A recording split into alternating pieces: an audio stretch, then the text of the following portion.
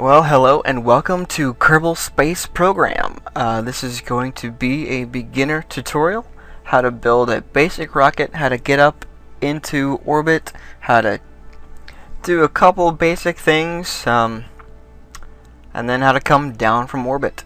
This is just bare bones basics. I'll explain a few things along the way, but I'll hopefully try and keep it brief. Maybe more episodes will be coming later.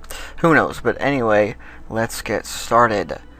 I've already made a save game just to save a couple seconds, and that is called Orbital Tutorial. It's spelled wrong, actually. So, after this loading screen, we are going to be brought to the Kerbal Space Program complex of aerospacicity.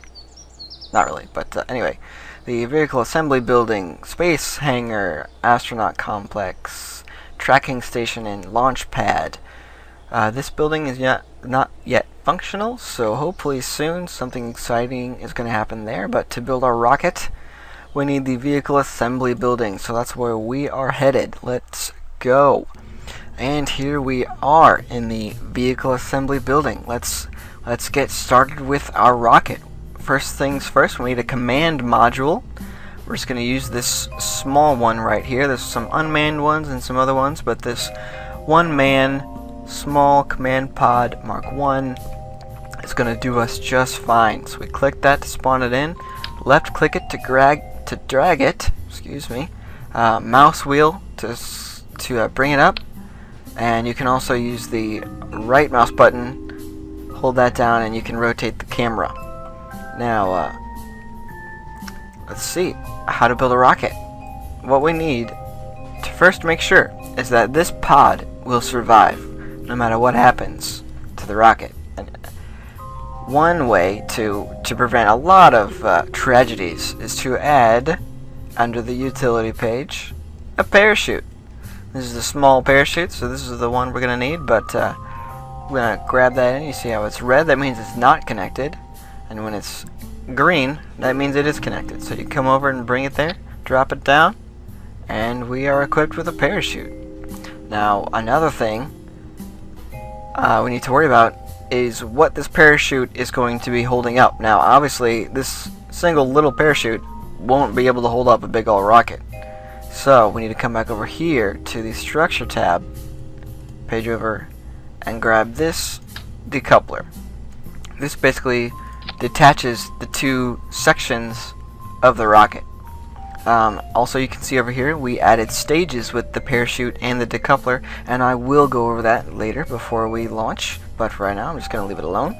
And the next thing we need to build a rocket is some fuel. So we come over here to the Propulsion tab.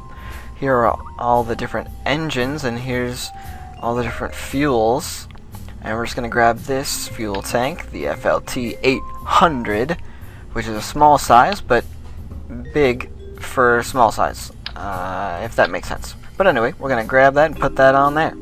Next thing we need to do is grab an engine. And there's sort of two main small size engines. We're going to grab the smaller of the small size engines and put that right on there. It's called the LVT-45 Liquid Fuel Engine. Ooh. And I'm going to slap that right on there. Let's see, another thing we need to add to this rocket is some aerodynamic capability. There you go. Standard Connard under the aerodynamic tab is what we are looking for. This is called an active control surface, which means that this piece will actually move itself. Now, if I were to slap this on there and then grab this, the Deluxe Delta Wing, you can see this actually has a flap on the bottom, and I believe, yeah, this flap turns, but this wing is what turns on this piece. The whole wing turns, so we're going to grab that and drop that back off. Now, there's two options for putting this on here. This is the symmetry mode. We can change this, and this will automatically evenly place the item, whether it be 2 or 3, all the way up to 8. We don't need 8 wings on this thing, so we're just going to grab 2. And the angle snap, this you can pretty much put it anywhere you want. There's no predetermined positions, but the angle snap, when it's turned on, it is only going to be placed in certain places. So we're going to take it and mouse over here and make sure it's flush with the side, it's even on the side, and there we go. One more thing just to make it a little bit more realistic of a rocket is in the utility page. Again, mouse over, and we're going to take the TELUS LV Bay Mobility Enhancer. Some of you might also know it as a ladder. We're just going to go ahead and place that facing downwards, or facing the right way, on top of the decoupler. That's going to be fine. It's not going to affect anything at all. And we're actually not going to see the full ladder when we're in launch, but we can see it now, and that is perfectly fine. So this rocket is what we're going to use when we're up in space. Now, unfortunately, this rocket is not big enough to get us into space, so that's the next step we got to do. Over to the structural tab again and grab another decoupler. Now, these other blue ones are the same size, they do the same thing, but I prefer this one. I really have no idea why, but I do. And you can see once I place the decoupler on the bottom of the engine, it adds a shroud on there so it doesn't get damaged as easily, and that is really cool. So the next thing we need to do is get this adapter piece, and you can see now we're going into a bigger rocket. The diameter is bigger than this diameter, and that means bigger rockets. That's right. We're going to grab 2 big fuel tanks, and the biggest big of the engines called the mainsail. We're going to slap that bad boy right there on the bottom. And we're almost done, guys. We are almost done. Almost ready to go into space. What we need to do now is just grab some more wings. These wings are simple. They're not necessarily the best or anything fancy, but they're simple and they work pretty well. So I like to use them, and we're just going to go with 4 on the bottom.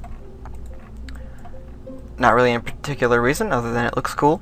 2 would probably work fine, as well as 3 or whatever. So 4 wings there. Engine, fuel, adapter, decoupler, engine, fuel, decoupler, parachute. Everything looks in order for the rocket. One thing we do need to keep in mind for the launch, excuse me, is that this rocket right now, if we brought it out to the launching pad, is going to sit on this rocket.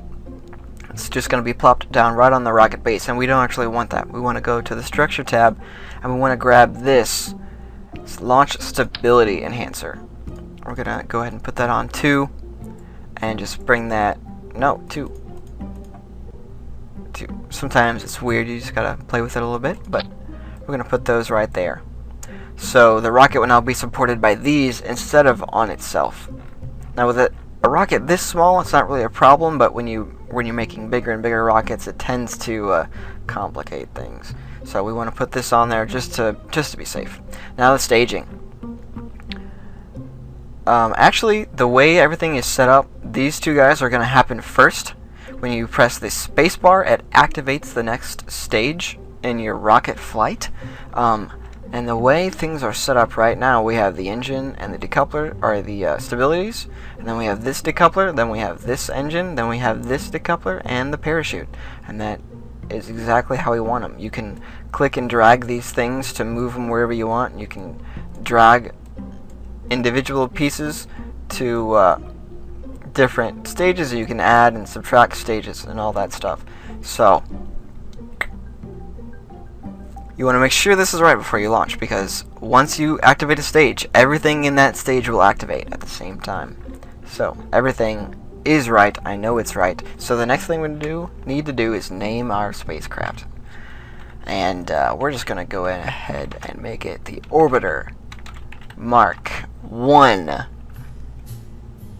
Save it in case we want to come back later and modify it and change it and make it bigger and more spectacular. And we are ready for launch. Another loading screen. Pause the music. And we are here. Time warp ×1. Focus Orbiter Mark 1 on the landing pad. It's a bright, beautiful day to launch a rocket. We are ready to go. Almost. A few basic instructions for you. This is the nav ball. This is all the degrees and the planes that you will need to keep in mind when navigating your rocket, when piloting your rocket. This reticle right here is where your rocket is pointed, which in this case is straight up, which is very good because that's the direction we want to be going. Here is the throttle. The controls are actually in the WASD configuration.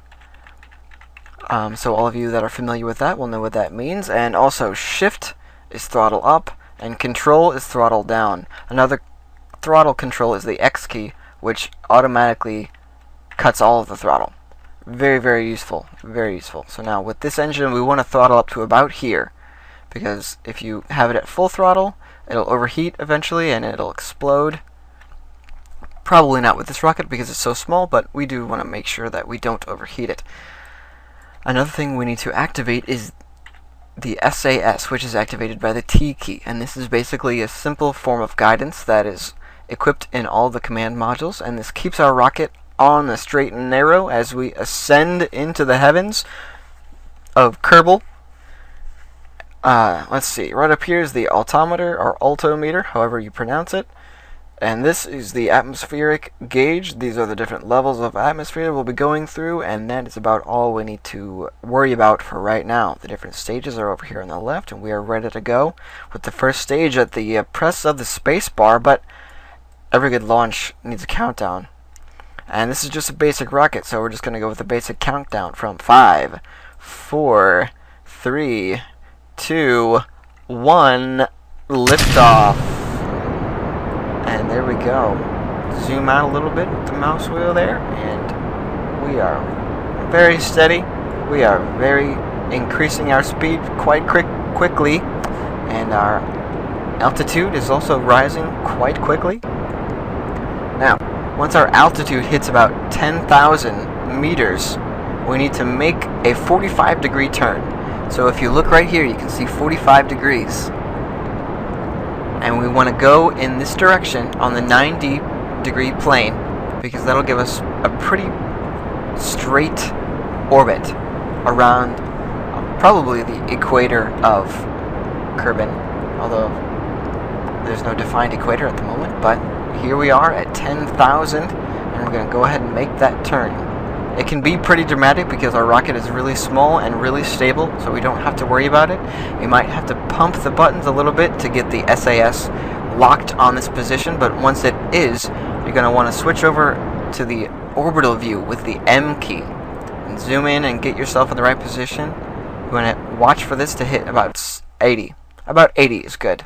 And this is what's called the apoapsis. Now, I realize that part was pretty fast, but through practice and perseverance and repetition, you guys will get it, no problem. This is the apoapsis. This is the highest point of our orbit. Right now it's not necessarily an orbit, more of an arc, but about 80,000 meters is a good point to get it to before cutting the throttle completely with X. Now, we have to line up for our orbital insertion burn. We want to get ourselves into an orbit. So now, since we're much higher up in space, the spacecraft is going to be much less responsive to the controls, since we don't have RCS thrusters, which are, if you know anything about the space shuttle, it's those little thrusters that they use to do very, very precise movements and very complicated maneuvers. They're very small, and we didn't put any because we don't need any with this mission, but you're free to put them on any mission you so choose. So now, T-minus 55 seconds, and we want to go ahead and throttle up again. And we can do that from this screen, and you saw our G-force thing on the right go ahead and go all the way back down because our engine is now out of fuel. So what we need to do is correct ourselves, activate the next stage, getting rid of that rocket, and activate the next stage, which is activating that rocket. Correct ourselves right here on this horizon. I didn't point that out before, but right here on the horizon is where we want to be pointed to insert ourselves into orbit around Kerbin. So you can see now our apoapsis is rising once more, and our curve is expanding as well. We are going to break into an orbit, guys. We are going to break out of the Kerbin atmosphere out into our own.